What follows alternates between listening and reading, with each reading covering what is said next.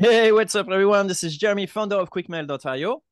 Hey, and this is Jack, Chief Lead Generation Officer at salesbread.com.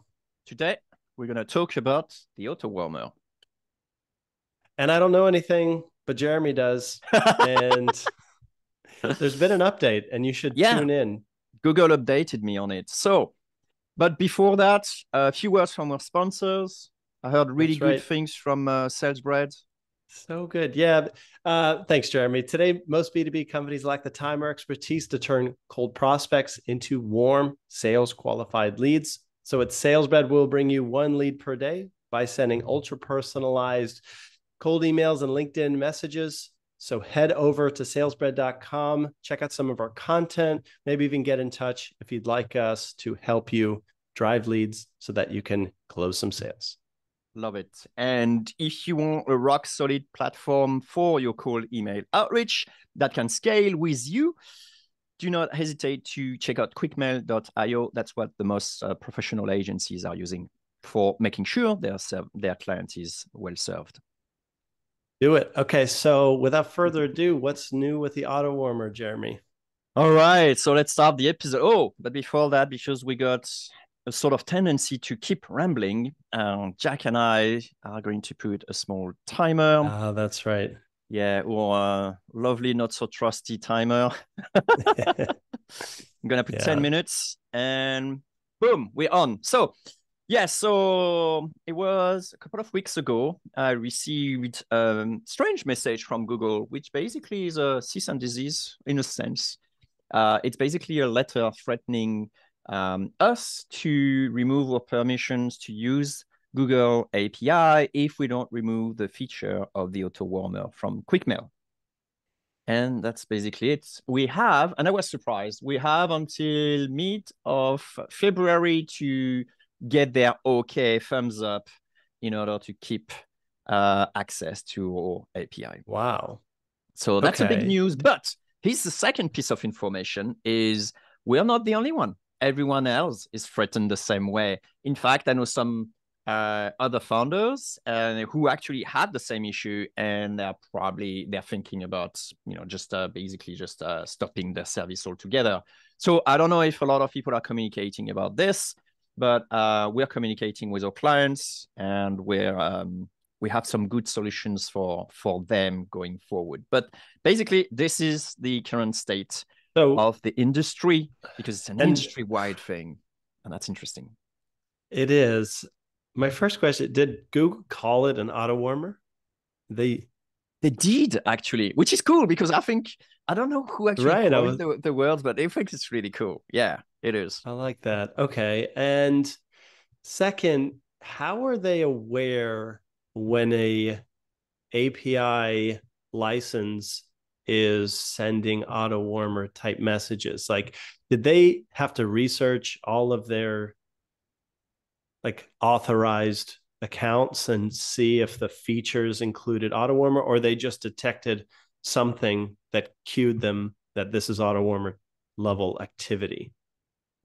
How did they This know? is this is a good question. I'm not really sure what cued them, but the point is that I'm not really sure, honestly, if this is the software or if they actually just looked, because they basically say Yeah. we'd like you to remove the feature of the auto warmer from, your product. And so I don't know if they really check the product or if they check, the website, because obviously on the website Yeah. we're referencing everywhere that we're having auto warmer, and it's not really hard. You do a search on auto warmer, and then you'll find, some of the best players very Yeah. quickly, right? So Yeah.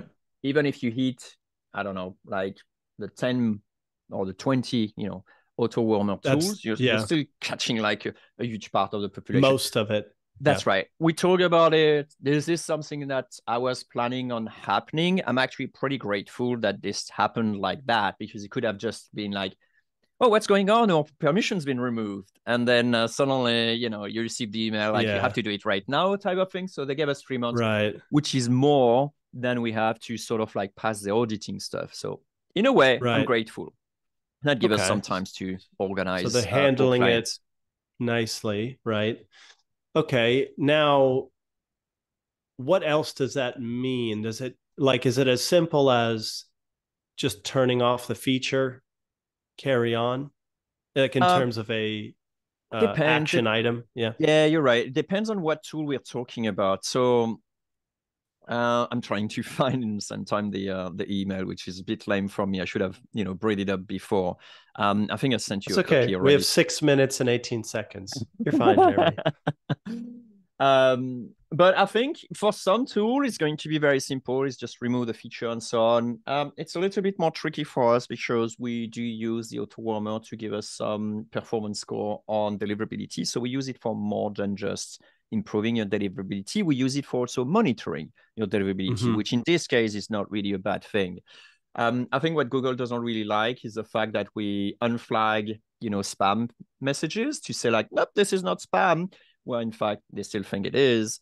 And I think that's going to affect, some clients. We do have, like I mentioned, a migration plan for all clients and a transition, which I think our clients would be fine. And if you're listening to that and you want to know more, just contact support@quickmail.io, and then we'll help you, transition, peacefully and nicely. But for others, that's going to be much harder, right? So 3 months is a good time because there is a lot of things to change, for sure. Right.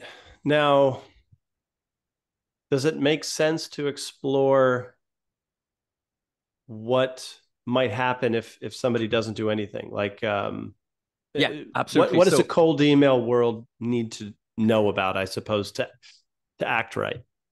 There are a few things that's going to happen. So if you're using another software, I can't really help you out, right? So, but if you're using QuickMail, you just send an email, support@quickmail.io, and then we'll take care of you. If you are a different software, then I will just basically contact their support and ask them like, hey, what do you plan on doing?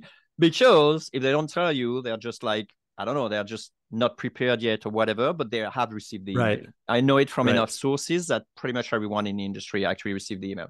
Now, here's the interesting thing is some auto warmer operate already, I mean, quote unquote illegally, right? So basically they're using the Google API, even though Google doesn't want them because they are in less secure app. And so when you're a less secure app, you can go into the API. Yeah, exactly. You don't really need the API. You can go into Google, say less secure app and still use, and this is a tricky thing, still use the Google API. So I personally don't think that Google can just sit down and then do nothing. They could effectively just simply go ahead and disable the API. Right? It's not because there's a secure app that they can't say like, hey, keep on using it.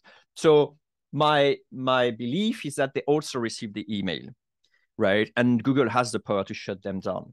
However, I do think there is some workarounds to actually keep on doing the auto warmer type of activity without using the Google API or with using the Google API without Google to know. So, it's still a cat and mouse game, and you will still find like click farms for Facebook or other, services. You will still find those on a corner of the web that will help you, with your deliverability with this technique. I still think it's possible. I think it requires a little bit more of ingenuity, but it's I don't think it's gonna go away per se. But it will be a big change for the industry. That's my analysis. Right. Okay. So there's going to be some gray hat providers still offering quote unquote auto warm. Use them at your own risk. Like, what do we need to know about that option? I think it'll be okay for the clients, but bear in mind that we're only talking about Google. Sure, Google probably got 90% of the market or whatever, right? But you still have custom SMTPs, you still have Outlook. Those ones haven't wake up yet to that level, right? So I don't know how that's gonna turn out, but you could still have potentially an auto warmer with just those two providers, right? Whatever. But that's a possibility. I don't really know. I think it's going to need to have something industry-wide, and I believe that Microsoft will follow suit. But I think that's just the first strike, right? It's just the first line of attack.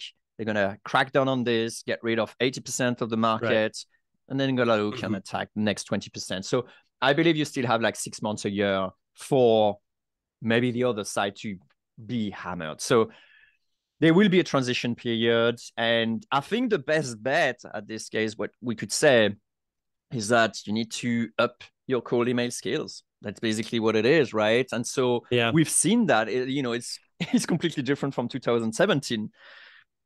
Yeah. The floor keeps Now, being raised, and I think it's that's true. part of it. Here's what's interesting.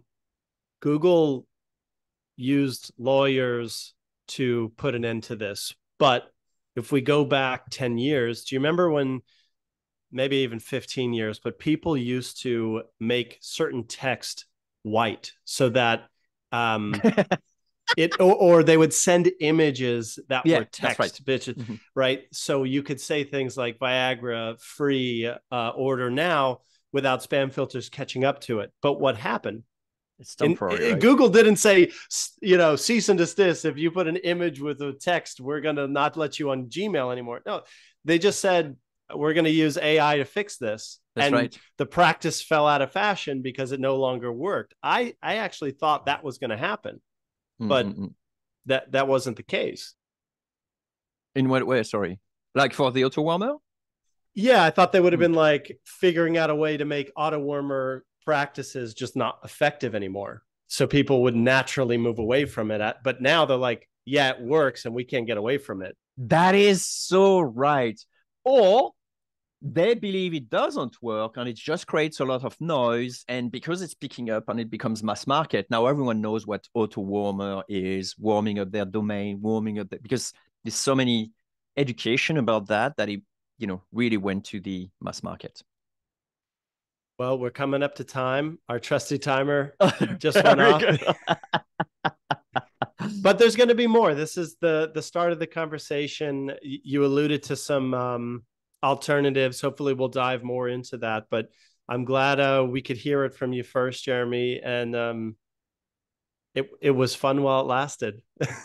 I kept, telling people that it is short-lived, and as long as it is, then we should use it, because if you were not using it, then you didn't do a service to your clients. But now it is, then you're going to have to figure out, like, what is my action plan? And again, contact support@quickmail.io. We'll be more than happy to help you with your transition. And we got a few options in our sleeves. That's great. That's the most straightforward next steps. Just talk to QuickMail. They'll set you up. Jeremy, thanks for this. I didn't have a whole lot to contribute, so I appreciate the update from you. Cool. All right, catch you next time. Oh, do you want to plug the course?